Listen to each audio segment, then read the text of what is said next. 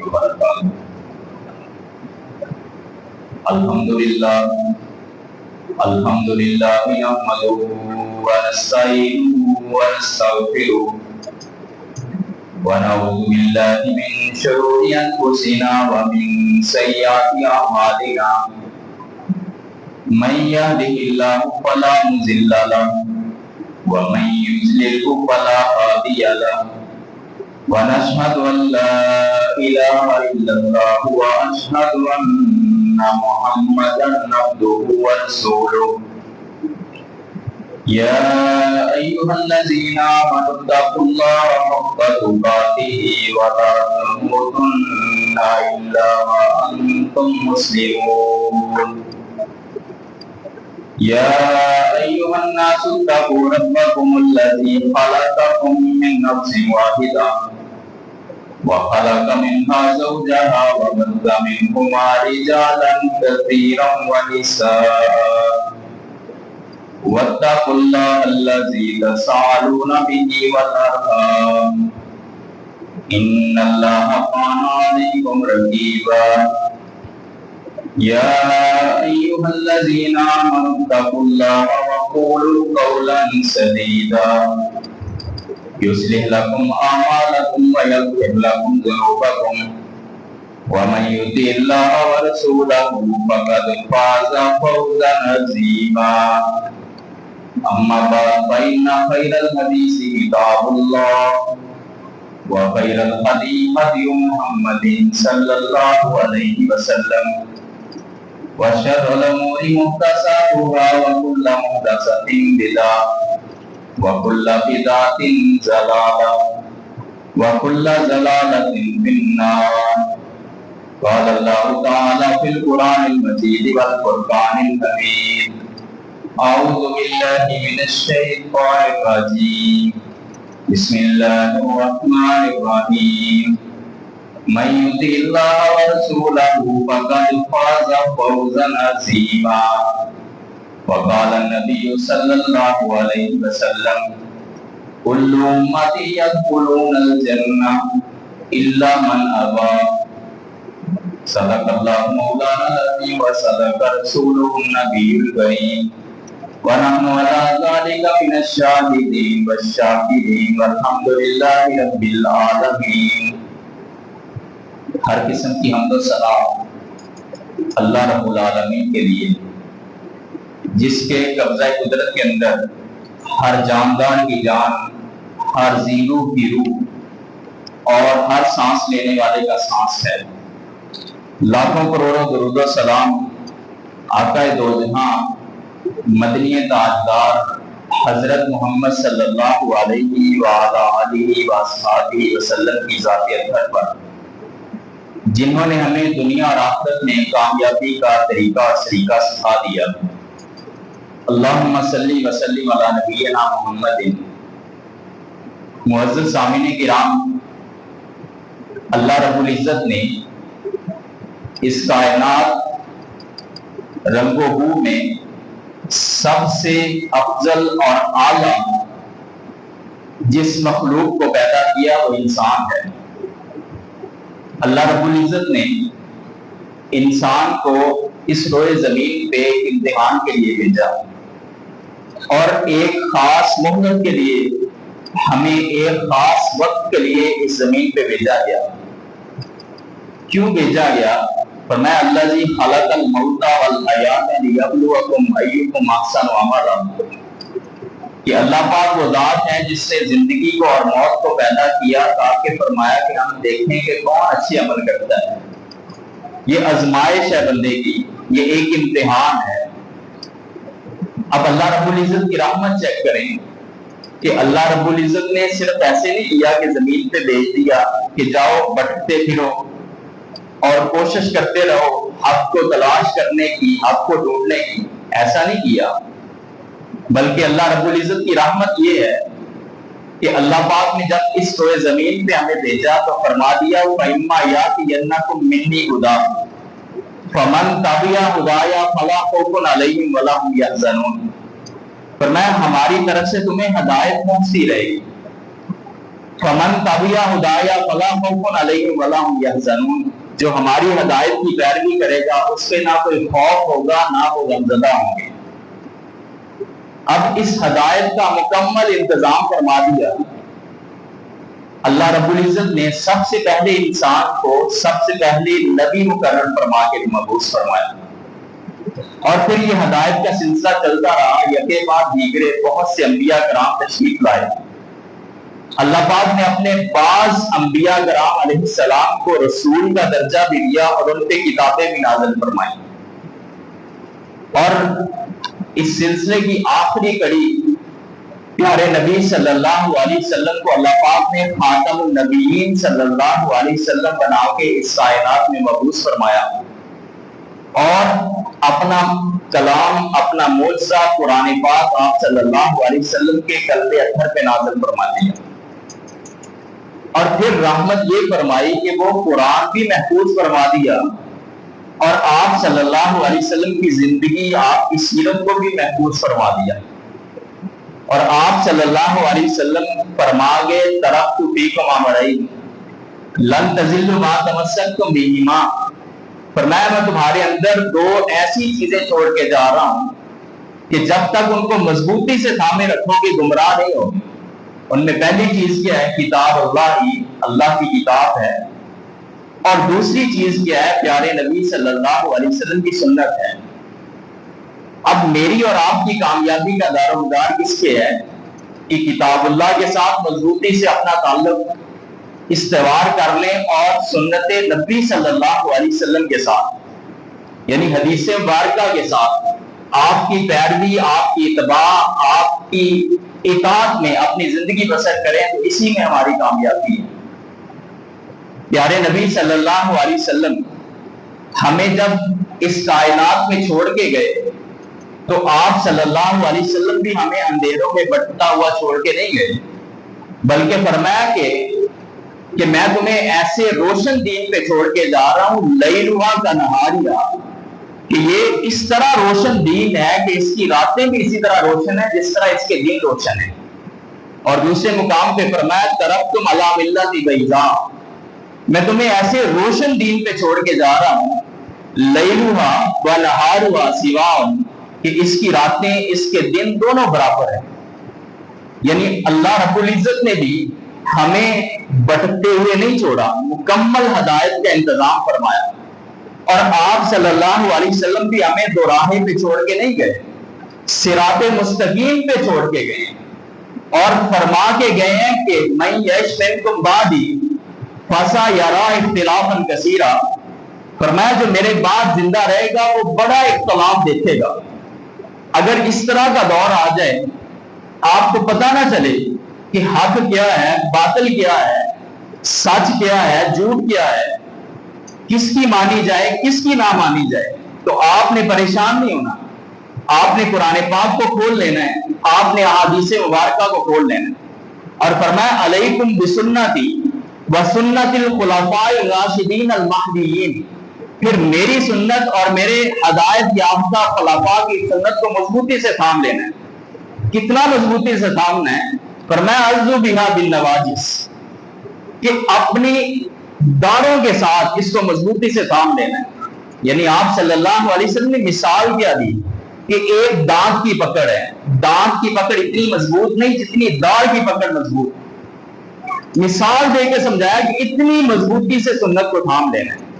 اب سنت کیا ہے، اس کی اہمیت کیا ہے، اس کا مقام کیا ہے، آپ صلی اللہ علیہ وسلم کی سنت پہ عمل کا نام کیا ہے؟ اسی کا نام اطاعت رسول ہے، اسی کا نام اتباع رسول ہے، اور اسی کا نام محبت رسول ہے صلی اللہ علیہ وسلم۔ اور سنت کے بارے میں علامہ ابن البر رحمۃ اللہ علیہ نے امام مالک رحمۃ اللہ علیہ کا ایک قول نقل کیا ہے، اگر اس قول کو سونے کے پانی سے بھی لکھا جائے تو اس کا حق ادا نہیں ہوتا۔ امام مالک رحمۃ اللہ علیہ فرماتے ہیں کہ السنت کسفینۃ نوح، کہ سنت حضرت نوح علیہ السلام کی کشتی کے مانند ہے، من رکبھا نجا، جو اس کشتی میں سوار ہو گیا وہ نجات پا گیا، من تخلف عنہا غرق، اور جس نے اس کشتی کو چھوڑ دیا وہ غرق ہو گیا۔ آج اتنے زیادہ فتنے ہیں، اتنے زیادہ مسائل ہیں، اتنے زیادہ مصائب ہیں کہ ہر دوسرا بندہ ڈپریشن کا شکار ہے اور ہر دوسرا بندہ مریض ہے۔ اور ایک سروے کے مطابق اس دنیا میں اور اس صرف پاکستان میں تقریباً 1,60,00,000 لوگ ڈپریشن کا شکار ہیں، پریشان ہیں، نا امیدی کی زندگی گزار رہے ہیں۔ کیا وجہ ہے؟ ان کی زندگی میں قرآن نہیں ہے، ان کی زندگی میں سنت نہیں ہے، ان کی زندگی میں دین نہیں ہے۔ اگر ان کو دین سے جوڑ دیا جائے تو وہ لوگ بھی ایک خوشحال زندگی گزار سکتے ہیں۔ اور یہ کام ہم سب نے مل کے کرنا ہے کہ ہم نے سنت کی اہمیت اجاگر کرنی ہے، آپ صلی اللہ علیہ وسلم کی پیروی، آپ کی اتباع، آپ صلی اللہ علیہ وسلم کے نقش قدم پہ چلنے کا جو فائدہ ہے اس کو اجاگر کرنا ہے، تو وہ لوگ بھی کامیابی کی زندگی گزار سکتے ہیں۔ پیارے نبی صلی اللہ علیہ وسلم کی سنت کی اس قدر اہمیت، اور آپ صلی اللہ علیہ وسلم جب اس دنیا میں تشریف لائے تو آپ صلی اللہ علیہ وسلم نے 40 سال مکہ مکرمہ میں گزارے، پھر 40 سال کے بعد اللہ پاک نے آپ کو نبوت کے درجے پہ فائز کیا۔ آپ صلی اللہ علیہ وسلم کی طرف وحی آئی اور آپ کو محمد بن عبداللہ صلی اللہ علیہ وسلم سے محمد رسول اللہ کا درجہ دے دیا گیا۔ آج اس دنیا میں بہت سے ایسے لوگ ہیں کہ جو آپ صلی اللہ علیہ وسلم کو محمد بن عبداللہ مانتے ہیں صلی اللہ علیہ وسلم، لیکن محمد رسول اللہ نہیں مانتے صلی اللہ علیہ وسلم۔ ہم الحمدللہ مسلمان، ہم پیارے نبی صلی اللہ علیہ وسلم کو محمد بن عبداللہ بھی مانتے ہیں صلی اللہ علیہ وسلم، اور محمد رسول اللہ بھی مانتے ہیں صلی اللہ علیہ وسلم۔ اب اگر ان کی زندگی کو دیکھا جائے کہ جو آپ صلی اللہ علیہ وسلم کو محمد بن عبداللہ مانتے ہیں، وہ آپ کی تعلیمات پہ عمل کر کے، آپ صلی اللہ علیہ وسلم کی سنت کو لے کے وہ ایک کامیاب زندگی گزار رہے ہیں، لیکن میں اور آپ محمد بن عبداللہ بھی مان رہے ہیں اور محمد رسول اللہ بھی مان رہے ہیں صلی اللہ علیہ وسلم۔ ہم ناکام کیوں ہیں؟ ہم مسائل کا شکار کیوں ہیں؟ ہم کبھی اپنی معیشت کا رونا رو رہے ہوتے ہیں، کبھی اپنی تجارت کا رونا رو رہے ہوتے ہیں، کبھی اپنے معاشرے کے مسائل کو لے کے بیٹھتے ہیں، اور کبھی اپنے حکومتوں کو دیکھتے ہیں۔ وجہ کیا ہے کہ ہم نے آپ صلی اللہ علیہ وسلم کا کلمہ تو پڑھا لیکن آپ کی تعلیمات پہ عمل نہیں کیا۔ وہ جو سنت تھی جس کے بارے میں امام مالک رحمۃ اللہ علیہ فرما کے گئے تھے، السنۃ کسفینۃ نوح، کہ سنت سفینۃ نوح کی طرح ہے، حضرت نوح علیہ السلام کی کشتی کی طرح ہے، جو اس میں سوار ہو گیا وہ کامیاب ہو گیا، وہ فلاح پا گیا، اور جو سوار نہ ہوا وہ غرق ہو گیا۔ آج ہم کیوں غرق ہو رہے ہیں؟ وہ وجہ آپ کو ملے گی تو یہی ملے گی، ہم نے سنت سے دوری اختیار کر، آپ کے طریقے سے دوری اختیار کر، آپ صلی اللہ علیہ وسلم کے دین کا اقرار کر کے اس کے عمل نہیں کیا۔ جبکہ وہ لوگ جو آپ کو محمد بن عبداللہ مانتے ہیں صلی اللہ علیہ وسلم، وہ ہمیں بھی یہ سبق دے کے گئے ہیں کہ اگر رسول اللہ ماننا ہے تو پھر آپ کی مرضی پہ چلنا ہے، پھر آپ کی پیروی کرنی ہے، پھر آپ صلی اللہ علیہ وسلم کے نقشے قدم پہ چلنا ہے۔ پیارے نبی صلی اللہ علیہ وسلم کے دونوں پہلو بڑے ہی روشن ہیں۔ آپ صلی اللہ علیہ وسلم کو محمد بن عبداللہ کی شکل میں اگر دیکھیں تو وہ پہلو بھی بڑا روشن ہے۔ جو لوگ آپ کو نبی نہیں مانتے، آپ کی رسالت کا اقرار نہیں کرتے، لیکن وہ لوگ آپ کی جب سنت کو اٹھاتے ہیں تو وہ کہنے پہ مجبور ہو جاتے ہیں، وہ کہتے ہیں the medical science change the name of Muhammad صلی اللہ علیہ وسلم، کہ جتنی آپ کی میڈیکل سائنس ہے یہ نبی صلی اللہ علیہ وسلم کی سنت کا بدلا ہوا نام ہے۔ آپ کہاں پھرتے ہیں؟ آپ کیوں پریشان ہیں؟ کیا مسائل ہیں ہمارے؟ کون سا مسئلہ ہے جو سنت سے حل نہیں ہوتا، جو آپ صلی اللہ علیہ وسلم کی اطاعت سے حل نہیں ہوتا، جو آپ کی پیروی سے حل نہیں ہوتا؟ اور وہ آپ کے ایک ایک عمل کو لیتے ہیں، کبھی وہ لافنگ تھراپی ایجاد کرتے ہیں، کبھی وہ کوئی طریقہ ایجاد کرتے ہیں، کبھی وہ میڈیکل میں انقلاب لے کے آتے ہیں، آپ صلی اللہ علیہ وسلم کی سنت پہ عمل کرتے ہوئے۔ آپ ان کی حکومت کو اگر دیکھتے ہیں تو آپ صلی اللہ علیہ وسلم کی سنت پہ چلنے کا نام، آپ صلی اللہ علیہ وسلم کا یہ پہلو بڑا ہی روشن پہلو ہے، کیونکہ اللہ پاک اپنے انبیاء کرام علیہ السلام کو جب مبعوث فرماتے ہیں تو کامل اور اکمل بنا کے مبعوث فرماتے ہیں۔ آپ صلی اللہ علیہ وسلم ابھی چھوٹے بچے تھے تو عرب میں ایک قیافہ شناس آیا، اس نے آپ صلی اللہ علیہ وسلم کے دادا جان سردار عبد المطلب سے اس نے کہا کہ یہ بچہ کوئی عام بچہ نہیں ہے، آپ نے ان کی حفاظت کرنی ہے، ان کا خیال رکھنا ہے۔ پوچھا آپ کیسے کہتے ہیں، کیا خصوصیت دیکھی آپ نے اس بچے میں؟ کہنے لگا آپ نے ان کے قدموں کی طرف غور نہیں کیا، ان کے پاؤں مبارک نہیں دیکھے؟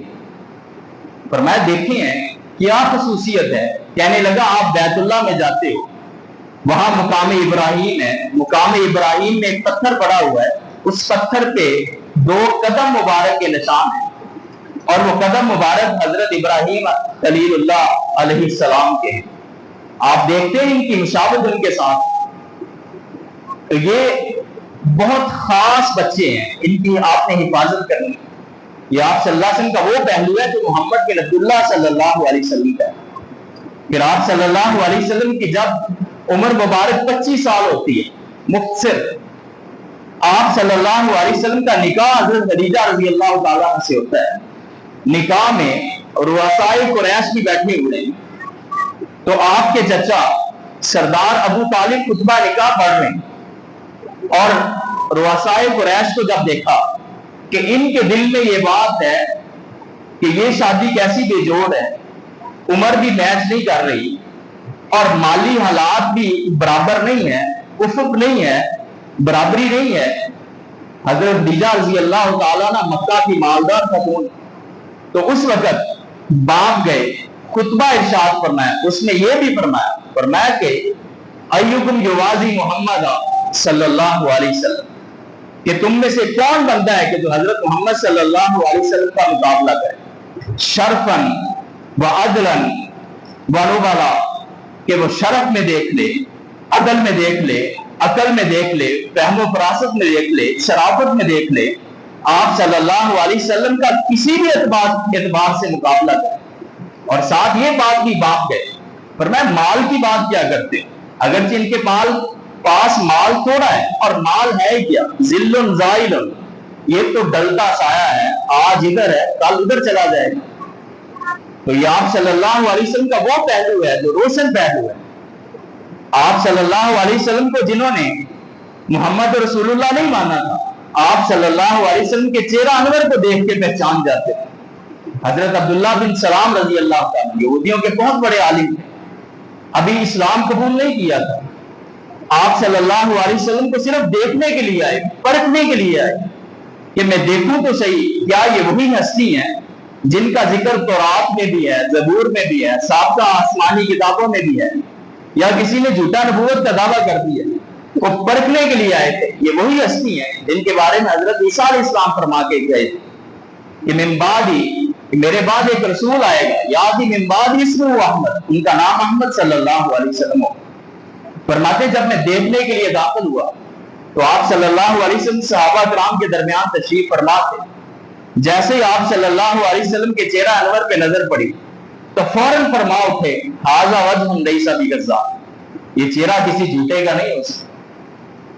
آپ صلی اللہ علیہ وسلم کو اگر کسی نے نبی نہیں بھی مانا، آپ کی تعلیمات پہ عمل کیا ہے تو وہ کامیاب ہے، آپ صلی اللہ علیہ وسلم کے فرمان پہ عمل کیا ہے، اس کی زندگی اللہ پاک نے کامیاب کر دی۔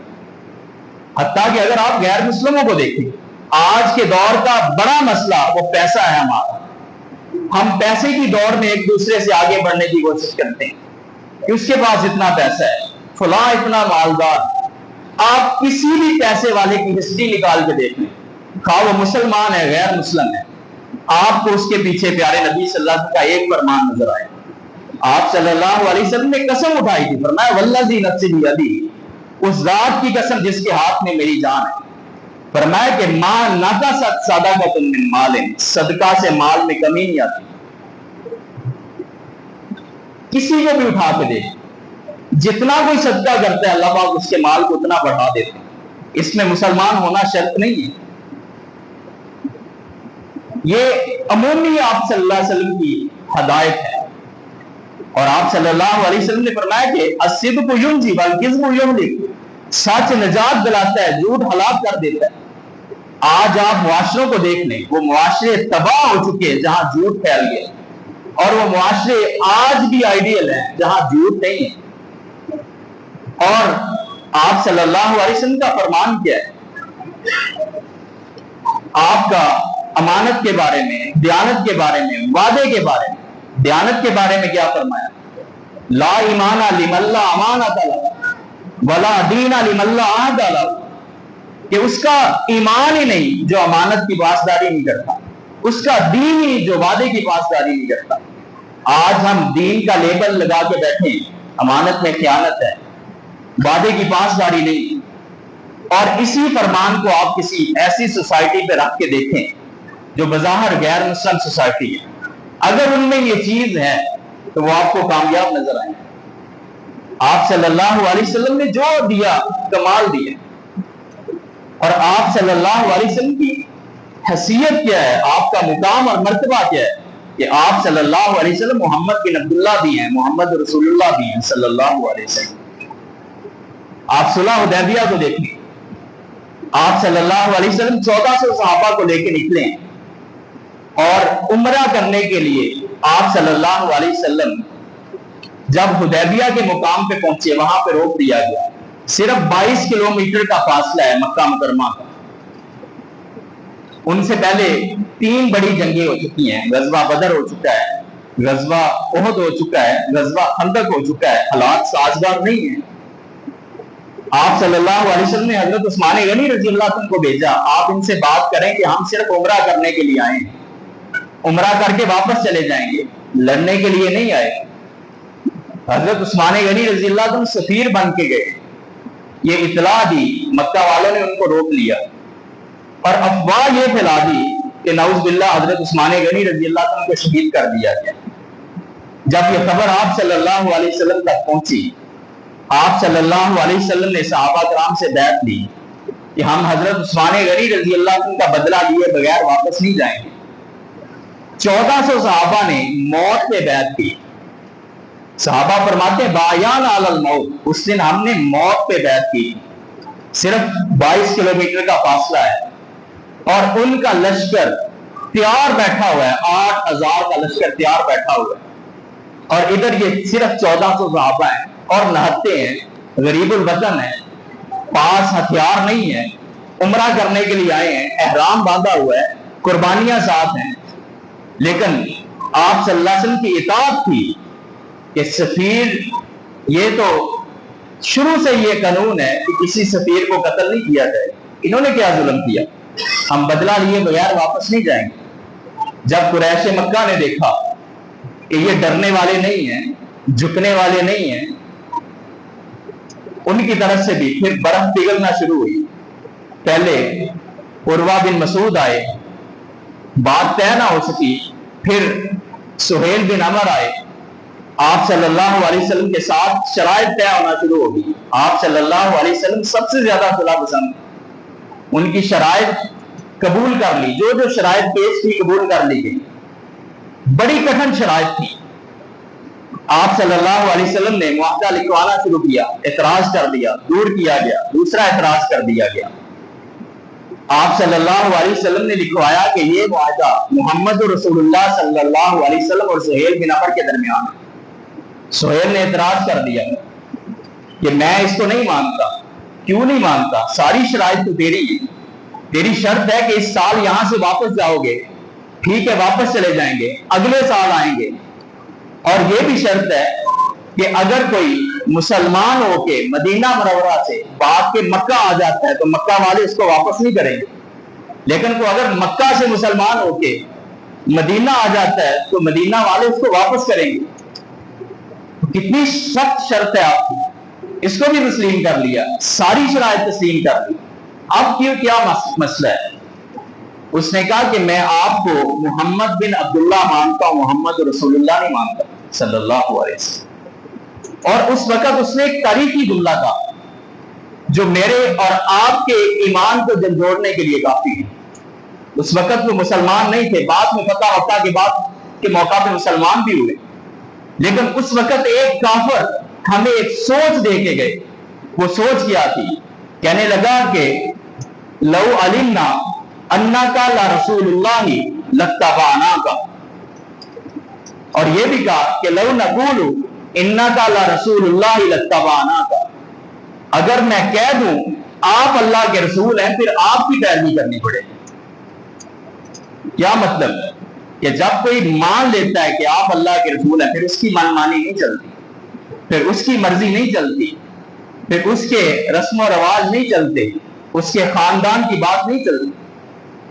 اس نے ایک فکر دی ہے کہ لو علمنا انکا لرسول اللہ لاتبعناک، اگر ہمیں پتہ چل جائے کہ آپ اللہ کے رسول ہیں پھر آپ کی پیروی کرنا پڑے. پھر اس نے کہا کہ ما صددناک عن البیت، پھر ہم آپ کو بیت اللہ سے بھی نہیں روک سکتے، آپ اللہ کے رسول ہیں، آپ کو بیت اللہ سے ہم روکیں گے؟ آپ سے ہم لڑائی بھی نہیں کر سکتے، کیونکہ جب یہ مان لیا کہ آپ اللہ کے رسول ہیں، اور جب ایک تحریر لکھی جاتی ہے اور اس کے نیچے جب ہم سائن کرتے ہیں تو مطلب ہم نے ساری باتیں مان لی. اس میں میں آپ کو رسول اللہ تو مانتا نہیں، یہ کیسے نیچے سائن کروں؟ میں محمد بن عبداللہ مانتا ہوں، محمد رسول اللہ نہیں مانتا. آپ صلی اللہ علیہ وسلم نے صلح کی بات ہے، حضرت علی رضی اللہ عنہ سے فرمایا کہ آپ اس کو مٹا دو. میں رسول اللہ بھی ہوں، میں محمد بن عبداللہ بھی ہوں صلی اللہ علیہ وسلم، کسی کے ماننے یا نہ ماننے سے فرق نہیں پڑتا. آپ صلی اللہ علیہ وسلم نے خود اس کو مٹایا اور محمد بن عبداللہ لکھوایا صلی اللہ علیہ وسلم. صلح ہو گئی، واپس چلے گئے. حضرت عمر رضی اللہ عنہ بڑے پریشان ہیں، سارے صحابہ پریشان ہیں، لیکن ان کا ایک اپنا ہی انداز تھا. آپ صلی اللہ علیہ وسلم نے فرمایا تھا عمر تیری زبان پہ حق جاری ہوتا ہے. فرمایا تھا عمر تو جس راستے سے گزرتا ہے شیطان وہ راستہ چھوڑ دیتا ہے. فرمایا تھا انا خاتم النبیین لا نبی بعدی، میں آخری نبی ہوں، میرے بعد کوئی نبی نہیں آئے گا. لو کان بعدی نبی لکان عمر، اگر میرے بعد کوئی نبی ہوتا تو حضرت عمر رضی اللہ تعالیٰ عنہ.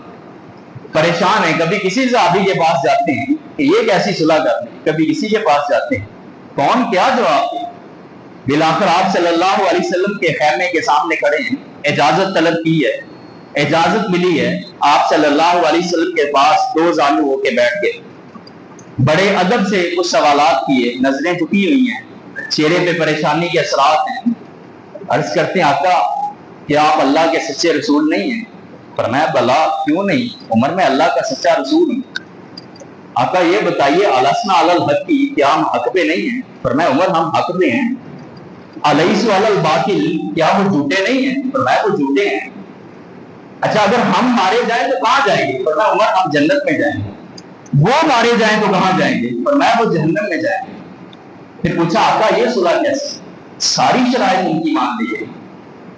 آپ صلی اللہ علیہ وسلم نے فرمایا کہ یا ابن خطاب انی رسول اللہ، اور خطاب کے بیٹے میں اللہ کا رسول ہوں.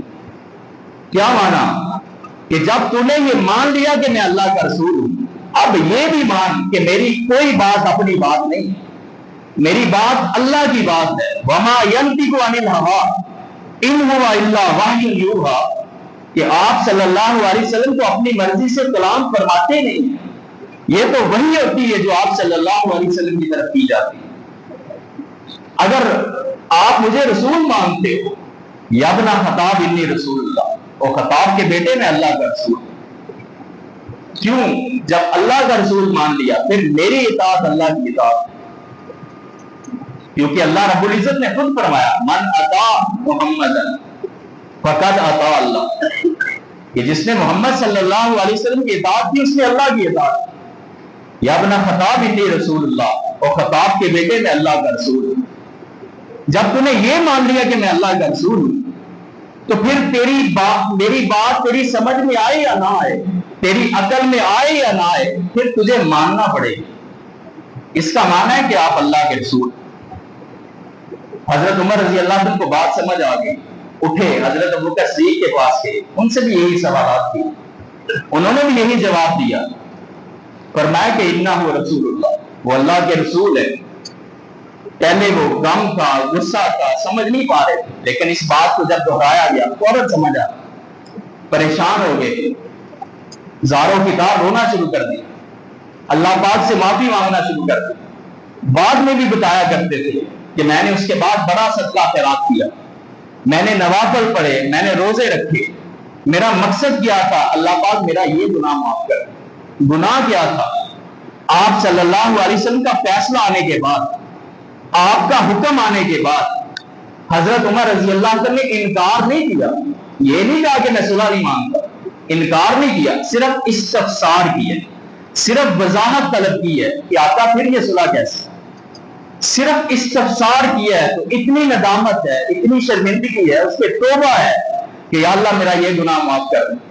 کبھی نفلی روزے رکھ رہے ہیں، کبھی جو ہے وہ صدقہ خیرات کر رہے ہیں، اللہ پاک سے توبہ کر رہے ہیں، اللہ پاک یہ میرا گناہ معاف کر۔ اور ہماری حالت کیا ہے؟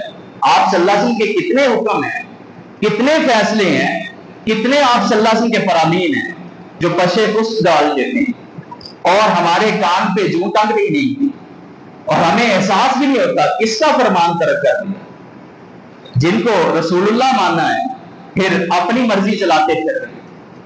جب ہم نے یہ اقرار کر لیا کہ آپ اللہ کے رسول ہیں، پھر اپنی منمانی نہیں چلتی، پھر اپنی مرضی نہیں چلتی۔ اگر اپنی مرضی چلانی ہے تو پھر دنیا میں بھی ذلت ہے اور آخرت میں بھی ذلت ہے۔ اگر آپ صلی اللہ علیہ وسلم کی مرضی پہ چلنا ہے پھر دنیا میں بھی کامیابی ہے اور آخرت میں بھی کامیابی ہے۔ اور کبھی ایسا ہوتا ہے بظاہر وہ عمل بڑا اچھا لگ رہا ہوتا ہے لیکن آپ کی مرضی نہیں ہوتی، اس پہ پکڑ ہو جاتی۔ حضرت عمر بن عاص رضی اللہ تعالیٰ فاتح مصر ہیں، بہت بڑے مدبر تھے، ان کو عرب کا دماغ کہا جاتا تھا، حکمت کے بادشاہ تھے، علم کے سمندر تھے۔ آپ صلی اللہ علیہ وسلم کے پاس آپ کی مجلس میں بیٹھے ہیں، پریشان ہیں۔ آپ صلی اللہ علیہ وسلم نے پوچھا تو عرض کی آقا میں نے اپنے بیٹے عبداللہ کی شادی کی ہے اور آج بہو سے پوچھا ہے کہ عبداللہ کیسا آدمی ہے، کیونکہ بہو بیٹی ہوتی ہے، اس سے پوچھا ہے کہ کیسا پایا عبداللہ کو، تو اس نے کہا کہ نعم الرجل عبداللہ، عبداللہ بڑا اچھا آدمی ہے۔ اور ساتھ اس نے یہ بھی ایک بات کی، اس نے کہا کہ جب سے میری شادی ہوئی ہے میں نے اس کو بستر پہ نہیں دیکھا۔ حیران ہوئے، سمجھدار تھے، پوچھا بیٹا کیا بات ہے، کیوں نہیں دیکھا؟ کہنے لگی کہ یصوم النہار و یقوم اللیل، ان کی عادت ہی میں نے یہ دیکھی ہے کہ دن کو روزہ رکھتے ہیں، رات کو قیام کرتے ہیں۔ فوراً سمجھ گئے یہ کوئی ان کی نیکی بیان نہیں کی جا رہی ہے، تو شکایت لگائی جا رہی ہے۔ آپ صلی اللہ علیہ وسلم کے پاس گئے، آپ صلی اللہ علیہ وسلم کے پاس یہ معاملہ رکھا، آپ بھی فوراً سمجھ گئے، آپ سب سے بڑے ماہر نفسیات تھے۔ آپ صلی اللہ علیہ وسلم نے فرمایا کہ بلاؤ عبداللہ کو، بلاؤ۔ اب یہ جو باپ شکایت لے کے ہیں ان کی شان کیا ہے، ان کا مقام کیا ہے؟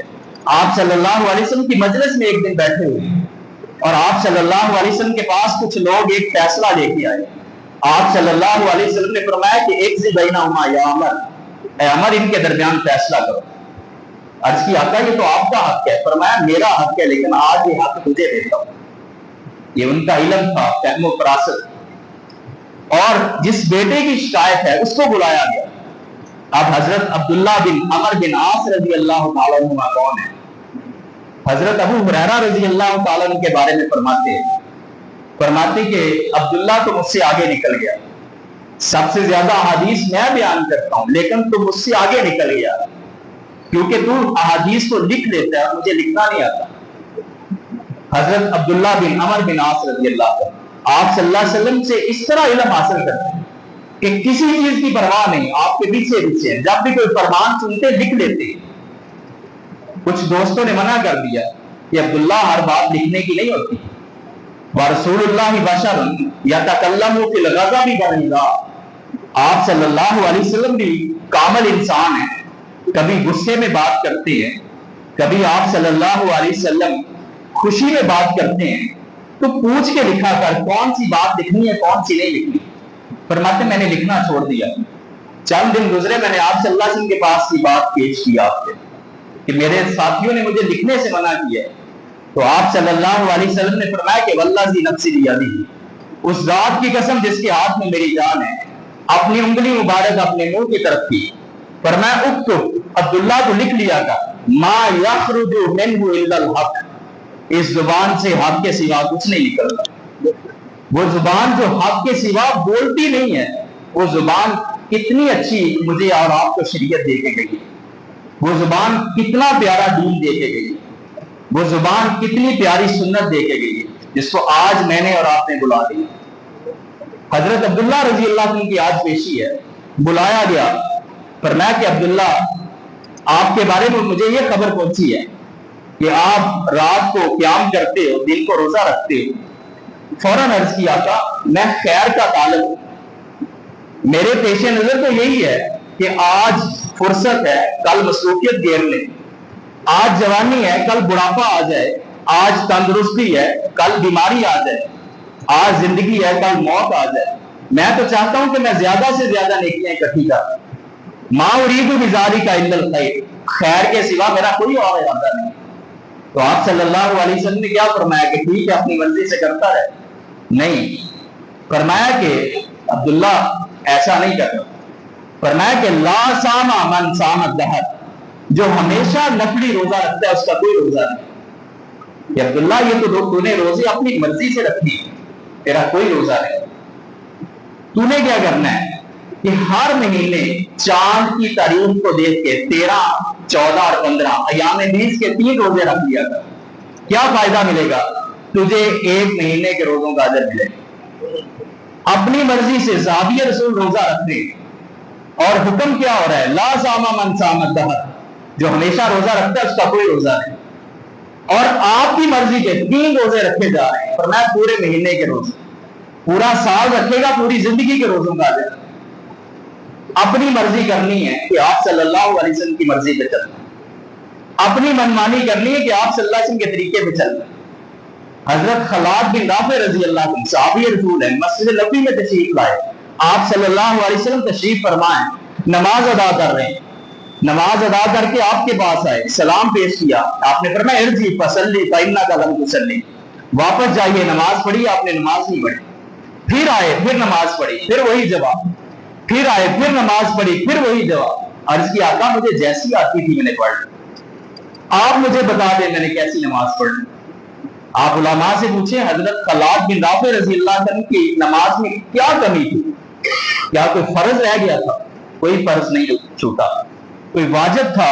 کوئی واجب نہیں تھا، ایک سنت تھی، ایک سنت، جس کو میں اور آپ یہ سمجھ کے سنت ہی ہے نا چھوڑ دیتے ہیں اور اس کو اہمیت نہیں دیتے۔ کس کی سنت ہے؟ میری سنت ہے؟ نہیں، پیارے نبی صلی اللہ علیہ وسلم کی سنت ہے۔ آپ نے اپنی مرضی سے کی ہے؟ نہیں، اللہ پاک کی مرضی سے کی۔ آپ صلی اللہ علیہ وسلم پہ وہی آئی ہے تو آپ نے کی، پھر اس کی کیا اہمیت ہو سکتی؟ ایک سنت تھی کہ تیری نماز میں اعتدال نہیں ہے، کہ جب تو رکوع کرتا ہے تو فوراً جلدی کھڑا ہو جاتا ہے، اور رکوع سے اٹھتا ہے ابھی کمر سیدھی نہیں ہوتی، پھر سجدے میں چلا جاتا ہے، سجدے سے اٹھتا ہے کمر سیدھی نہیں ہوتی، دوسرے سجدے میں چلا جاتا ہے۔ اعتدال پیدا کر، جب سجدہ کرے سجدے سے اٹھے تو تیرے اعضاء اپنی جگہ پہ چلے گئے۔ یہ سنت کو اپنانا ہے، اور اگر سنت کو اپناتا ہے تو پھر کیا فائدہ ہے؟ یہاں 3 مرتبہ آپ کے سامنے نماز پڑھتے، آپ فرماتے کوئی نماز نہیں پڑھی۔ اور سنت کیا ہے؟ آپ صلی اللہ علیہ وسلم نے فرمایا کہ من توضأ کما امر وصلی کما امر غفر لہ ما تقدم من ذنبہ، فرمایا جس نے وضو کیا جس طرح حکم دیا گیا، وضو کیا کیسے کیا؟ کما امرا، جس طرح حکم دیا گیا، وصلی کما امرا، نماز پڑھی کیسے پڑھی؟ کما امرا، جس طرح حکم دیا گیا، غفر لہ ما تقدم من ذنبہ، اس کے پچھلے سارے گناہ معاف کر دیے جاتے ہیں۔ یہ فرضی نماز نہیں ہے، 2 نفل ہیں جو وضو کے بعد پڑھے جاتے ہیں۔ یہ سنت کی اہمیت ہے، اس اہمیت کو اجاگر کرنا ہے۔ اللہ پاک مجھے آپ کو عمل کی توفیق عطا فرمائے، آپ صلی اللہ علیہ وسلم سے سچی محبت اور آپ کی سنت سے بھی سچی محبت عطا فرمائے۔ آج ہم آپ کی ذات سے محبت کرتے ہیں، آپ کی بات سے محبت نہیں کرتے۔ جس طرح آپ صلی اللہ علیہ وسلم کی ذات سے محبت کرنی ہے، اسی طرح آپ صلی اللہ علیہ وسلم کی بات سے بھی محبت کرنی ہے، پھر ہی محبت کامل ہے۔ اللہ پاک مجھے آپ کو عمل کی توفیق عطا فرمائے۔ وما توفیقی اللہ